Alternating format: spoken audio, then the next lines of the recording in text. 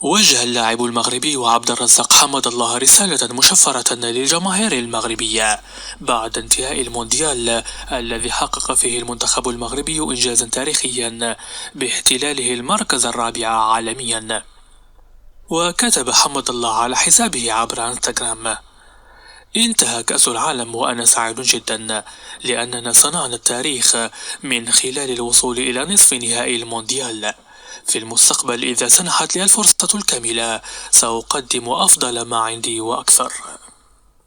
ورأى بعض المراقبين الرياضيين أن حمد الله اتخذ هذه الخطوة ليكشف للجماهير المغربية أن والد الركراكي لم يمنحه دقائق كافية لإظهار مستواه الحقيقي في المونديال، وذلك بعدما تلقى اللاعب الكثير من الانتقادات بعد ظهوره بمستوى متقلب وإضاعة العديد من المحاولات الحقيقية للتسجيل. كشفت صحيفة